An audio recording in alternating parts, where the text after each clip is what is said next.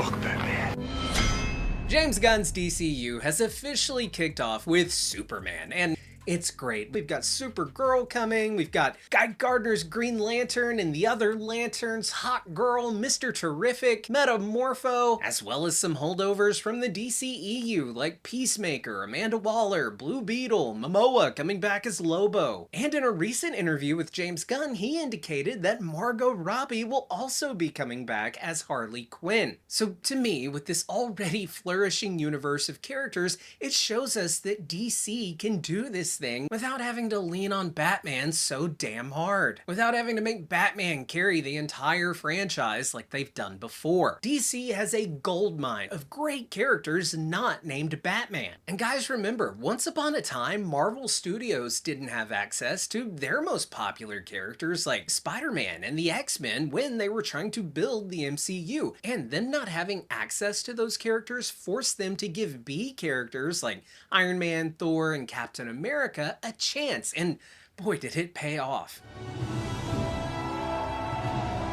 Marvel created the most successful film franchise of all time without even having access to their heaviest hitter, Spider-Man. And the same could be true for DC. For way too long, DC has benched their entire world of heroes to make Batman, Batman, and more Batman. And don't get me wrong, I love Batman. He's my favorite DC character, even though I know that is cliche to say, but it's true. I love me some Batman, and I cannot wait for Matt Reeves' The Batman 2 and hopefully the Batman 3. But as far as the DCU goes, we don't need them to have a Batman right now, especially when that Matt Reeves Batman is going on. Sometimes when you have that golden goose, DC's being Batman, you rely on it too much, and you don't push yourself to get creative and think outside the box and tell truly great stories. The MCU not having Spider-Man or the X-Men or even the Fantastic Four forced them to get creative and make the best with what they had. And if there's one thing that James Gunn is absolutely brilliant at, it is making lesser known comic book characters shine. He did this with Guardians of the Galaxy, a comic line that no one knew fucking anything about before James Gunn. And Gunn has done this same thing over at DC with the Suicide Squad, Creature Commandos, Peacemaker, for Christ's sake. James Gunn is a master at making lesser known characters icons. So if anyone is going to replicate what the MCU was able to do in that first phase, making characters like Iron Man, Black Widow, Hawkeye, Rhodey, Loki, and more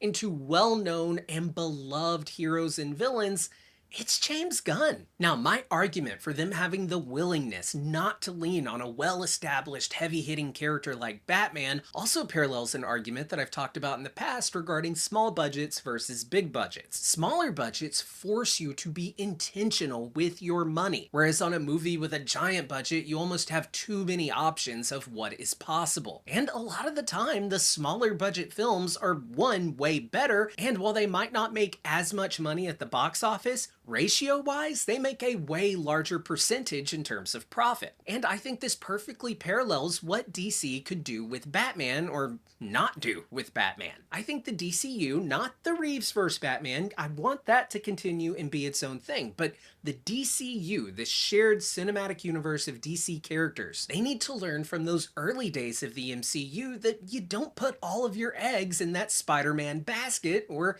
in DC's case, that Batman basket. And as of right now, they aren't, and I think it's paying off. Superman was phenomenal, and he's a character that can totally carry this franchise on his own. For too long, Batman has been the face of DC, and again, I love Batman, he's my favorite, but Superman, I mean, he's Superman. Now, a few months ago, I did do a video saying that they just needed to pull the plug on Matt Reeves' The Batman 2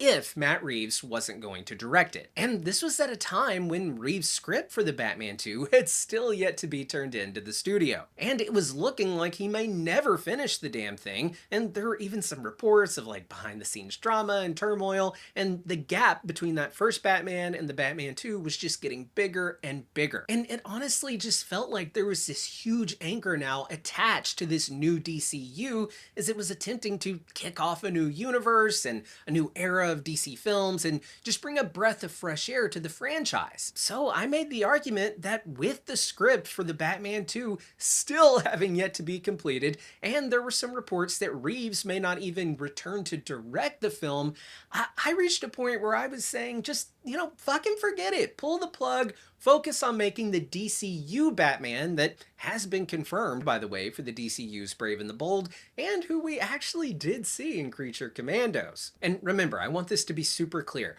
The Reeves Batman universe, the Robert Pattinson Batman, it is separate from the DCU.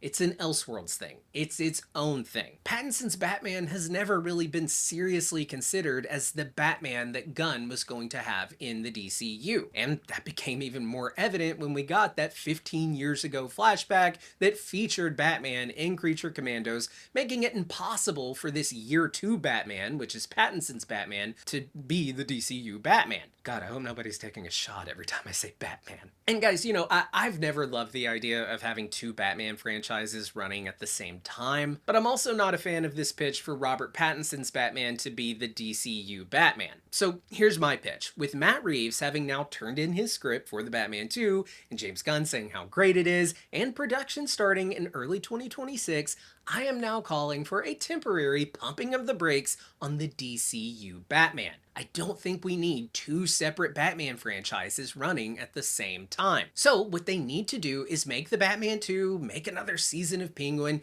give Reeves a strict deadline to get the Batman 3 completed, finish out that franchise in the next, 6 years, and then bring in your DCU Batman. And what this will do is allow for Superman and the other DCU characters to really shine in this first phase or saga of the DCU, which James Gunn has coined Gods and Monsters. Let Superman have his spotlight. Let him have his trilogy. Let's get that Supergirl and Superman team-up movie, which is totally happening. Focus on the Lanterns, the Justice Gang, Peacemaker, Wonder Woman, Martian Manhunter. Give these characters the limelight that they deserve in this new DCU. And let Pattinson's Batman do his thing over in the Reevesverse, and then in a few years after the Reeves Batman trilogy is done, and Superman and the rest of the DCU characters have had their chance to shine and stand alone and prove themselves as DC heroes not named Batman, and who have developed a really strong connection with the audiences,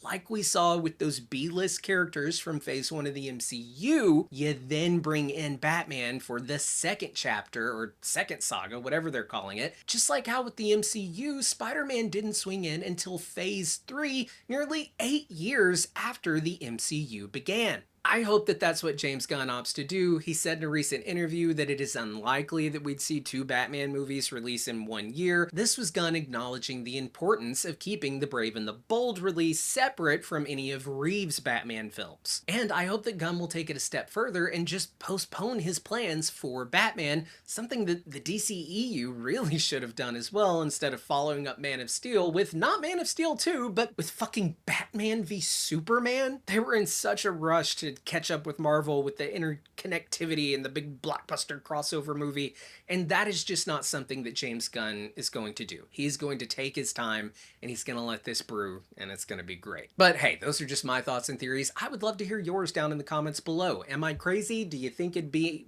just insane not to have the DCU Batman, the Brave and the Bold Batman introduced as soon as possible? Or do you agree with me that, hey, let the Reeves Batman do his thing, and then when that is done, then bring Batman into the DCU, and that gives him this big oh shit moment to be building toward with the DCU. It's gonna be a big deal if this really well-developed DCU that everyone is loving then brings in Batman. That's gonna be huge. So let me know your thoughts and theories down in the comments below, and if you're new here, be sure to subscribe, hit the bell so you get notified every time I upload a new video. Thank you so much for watching. I've been your host, Colton Ogburn, and I will see you next time. Bye!